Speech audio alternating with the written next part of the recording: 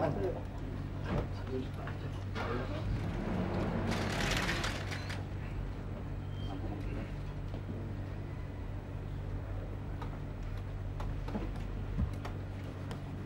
Pak? Biasanya sudah 5 jam ya? 4 jam. Sekarang jam berapa? Kurang 4 jam. Ayo.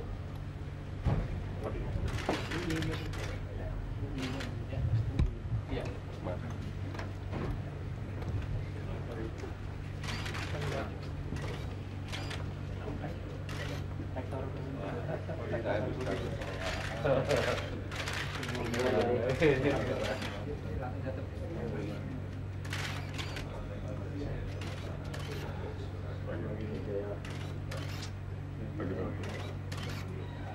Pagi Pak.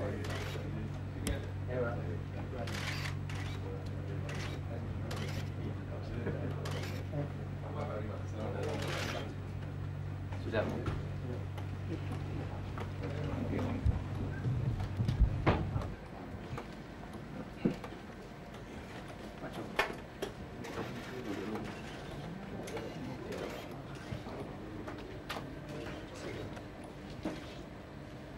Assalamualaikum warahmatullahi wabarakatuh. Kita bisa bersilaturahmi dan berbahagia, khususnya dengan UI Edukasi Usia Saudara hadir pada hari ini karena sangat perlu untuk pemikiran yang telah saudara-saudari meraih satu hasil daripada simposium UI kepada saya yang sebenarnya memang karena itu tidak perlu ada protokoler dan sebagainya. Yang penting menebarkan berbangsa dan berguna daripada pendapat saran daripada UI meliwati simposium tidak meliwati Menteri Bidangga itu Mas David Wakil Presiden dan juga para Menko dan juga saya Bapak Wisyo maupun juga daripada Sekretaris Negara. Seperti tadi saya katakan bahwa pada tanggal 9 bulan itu pada waktu saya berangkat hingga ke tanah air lama yang tunggu sudah 21. Apa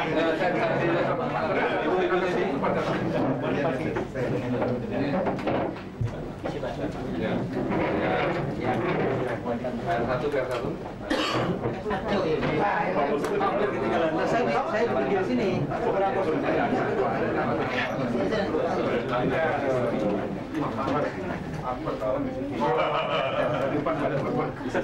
Bisa, masih ada. Ini badannya banyak kali. Kayak ikut krisis.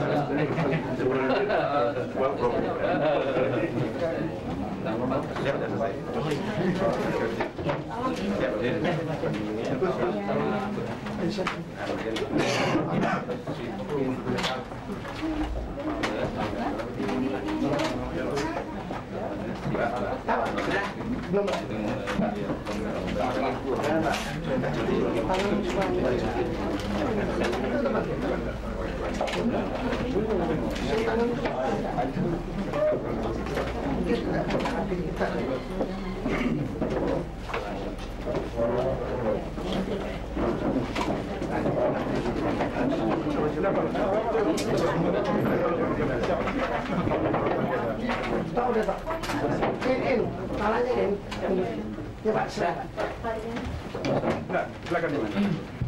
Saudara-saudara, pagi ini beberapa waktu yang baru saja dari Universitas Indonesia, rektor, para pembantu rektor nanti bisa diperkenalkan, dan jumlah guru besar dari Universitas Indonesia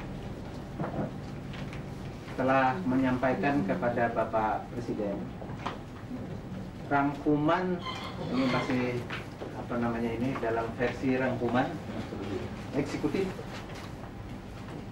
simposium kepedulian Universitas Indonesia terhadap tatanan masa depan Indonesia. yang sudah versi berwarna kuning, warna kebesarannya Universitas Indonesia. Bapak Presiden menerima dan menyatakan sangat menghargai pikiran-pikiran, pendapat-pendapat, saran-saran yang dikemukakan oleh simposium tersebut yang hari ini beliau secara resmi terima hasil eksekutifnya.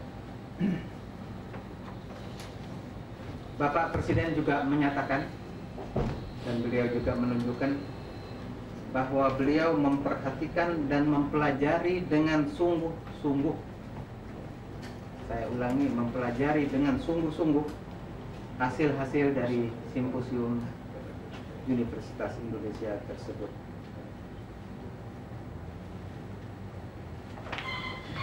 Bapak Presiden berpendapat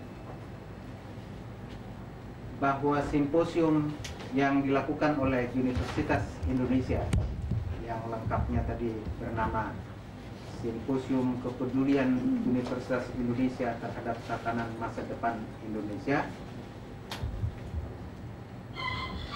dapat menjadi contoh atau bahkan dapat menjadi pola yang dapat dikembangkan dan dilakukan oleh universitas-universitas lainnya di tanah air kita. Artinya adalah sumbangan pikiran, saran-saran, analisa-analisa yang dilakukan di kampus-kampus, di universitas-universitas, sebagaimana yang dicontohkan oleh simposium UI ini, dirumuskan dengan baik dan konkret. Jadi dirumuskan dengan baik dan dalam bentuk yang sangat konkret, dan hasil-hasilnya ini disampaikan kepada, bisa langsung ke Dewan Perwakilan Rakyat melalui fraksi-fraksi yang ada di Dewan Perwakilan Rakyat, dan juga dapat disampaikan kepada pemerintah seperti yang hari ini dilakukan oleh Universitas Indonesia. Langsung diterima dan disampaikan kepada Bapak Presiden. Bapak Presiden akhirnya tadi menutup kesempatan bertemu ini dengan minta tolong agar rektor, para pembantu rektor, dan para guru besar dosen Universitas Indonesia yang hadir pada waktu ini, salam Bapak Presiden kepada para mahasiswa dan kepada sivitas akademika yang hari ini hadir adalah dari Universitas Indonesia. Dan beliau sekali lagi menekankan bahwa pikiran-pikiran tentang apa yang kita sebut selama ini dengan reformasi itu telah berjalan, paling tidak telah mulai berjalan. Karena itu adalah tugas kita bersama mengisi reformasi itu secara konkret. Dan disinilah letak peran sumbangannya besar yang dapat diberikan oleh dunia kampus, dunia ilmu pengetahuan, universitas-universitas yang hari ini dicontohkan oleh Universitas Indonesia. Selanjutnya Bapak Rektor, kepada para wartawan yang kebetulan karena tempat terbatas ini yang bisa hadir di tempat ini, dan mungkin nanti ada tambahan-tambahan. Ada tugas mencatat berikutnya.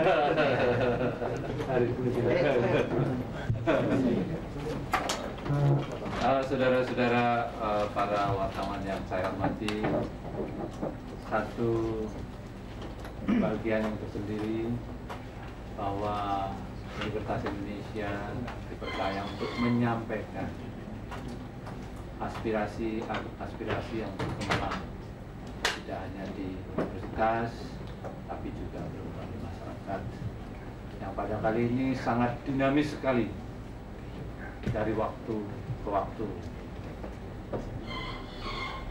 Dalam menanggapi proses reformasi ini, maka kami telah membuat satu simposium yang membuahkan satu rangkuman eksekutif yang kemudian kita kirimkan kepada pemerintah, kepada Dewan Perwakilan Rakyat, dan kepada masyarakat. Pada kali ini, pagi hari ini, kita melakukan dialog langsung dengan Presiden Soeharto dan para Menteri Koordinator beserta Wapres dengan Mendikbud. Dari apa yang kita bisa cermati, maka Bapak Presiden telah membaca berkali-kali, kemudian memahami, mengerti, dan mengajak untuk melaksanakannya. Apa yang dilakukan oleh kepala negara, bahwa reformasi telah digulirkan pada tanggal 1 dan diagendakan secara nasional. Boleh dikatakan bahwa apa yang diinginkan oleh kita semua, aspirasi yang terdapat di masyarakat, bisa dikatakan bahwa tahap awal reformasi kita berhasil. Tahap kedua yang paling berat adalah mengisinya. Dan dengan cara mengisinya, maka karena masalahnya adalah krisis moneter, krisis ekonomi, politik, dan hukum, maka telah ada di sini. Saya kira tidak perlu disebutkan lagi. Tapi ada satu hal lagi, karena sekarang ini telah bergulir, dan saya kira reformasi politik hukum ini harus ditanggapi dengan cermat oleh DPR, Dewan Perwakilan Rakyat, yang merupakan panjang tangan kita atau lidah daripada rakyat. Dan seharusnya DPR bisa melakukan dengan kecepatan dan percepatan, karena bangsa Indonesia dipacu oleh waktu. Itu adalah rangkuman yang kami sampaikan. Tapi di samping itu mungkin adalah dialog yang ditunggu-tunggu oleh saudara. Rangkuman ini masih sudah tahu semua.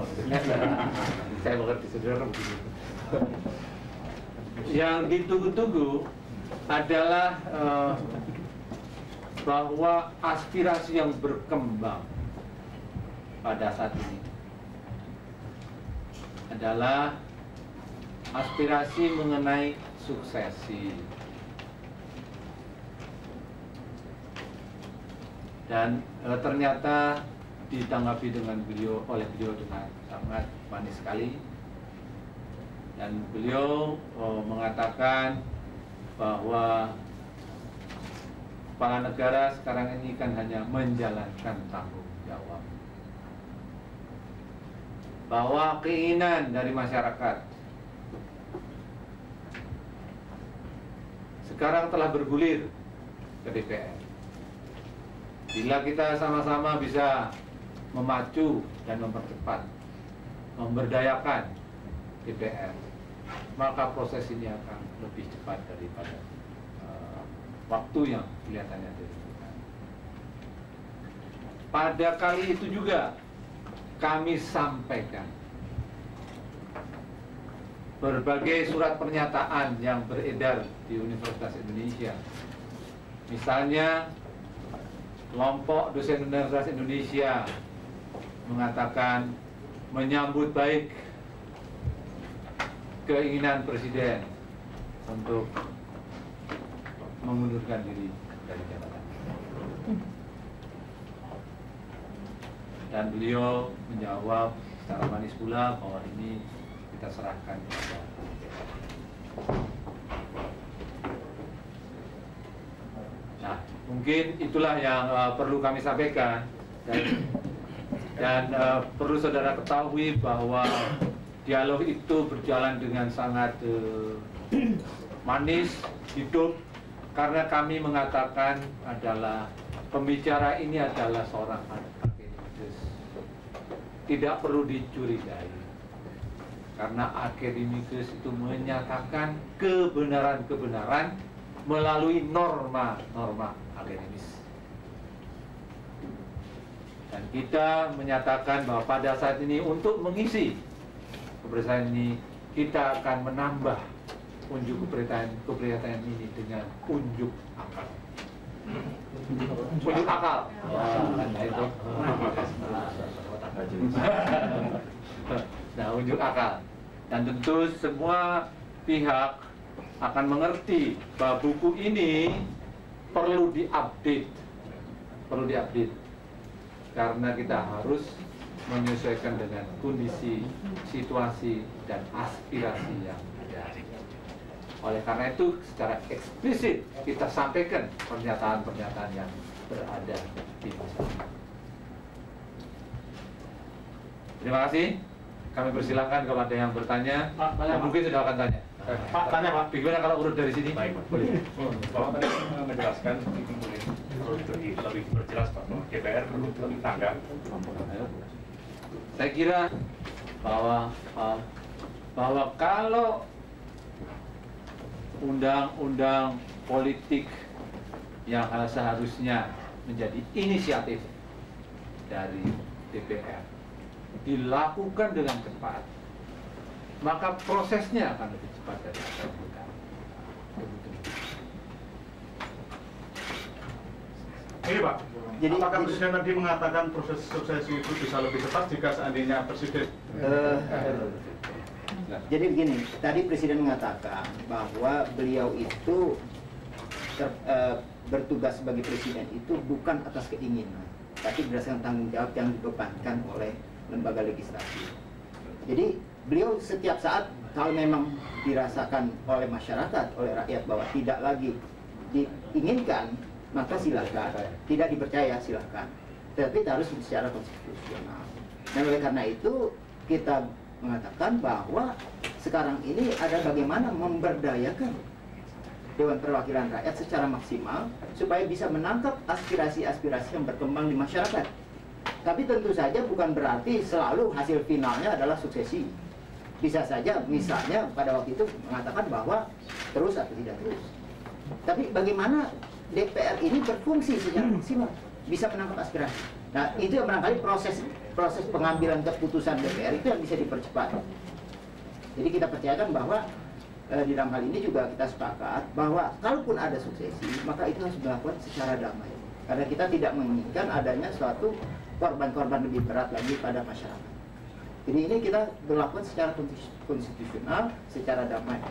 Ini ditekankan Presiden tadi, Pak. Itu pemisahan. Tadi disinggung mengenai usulan. Nah, tetapi memang yang jelas adalah bahwa kita semua bersepakat bahwa yang harus menggulirkan adalah DPR.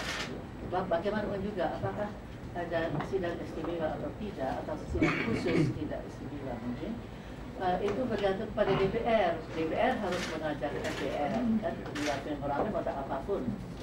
Jadi memang berbuat mulai dari DPR. Jadi kita sepakat semua. Kamar itu, kita semua. Dan saya kira kita mewakili juga suara daripada masyarakat, ya, terutama dari masyarakat UI, baik dosen maupun mahasiswa. Pak, ya kita sampaikan ini justru pernyataan yang lebih keras lagi menyambut baik Presiden Bapak Presiden Soekarno untuk mengundurkan diri, dan beliau terima, hanya terima, mengerti maksud aspirasi tersebut, tetapi dengan cara konstitusi, karena ini adalah merupakan tanggung jawab beliau dipilih oleh wakil rakyat. Jadi seperti apa yang dikatakan PS3, maka kita sekarang memacu DPR. Kalau kita sudah lakukan dengan unjuk akal, menyerahkan 9 draft akademik dari rancangan undang-undang yang akan mempunyai satu ikatan terhadap proses. Apa aja Pak? 9 Ada bidang politik, ada bidang ekonomi, dan bidang Pak, dari tadi Bapak menyebutkan suksesi. Apakah suksesi identik dengan pengertian Pak Harto turun atau apa Pak?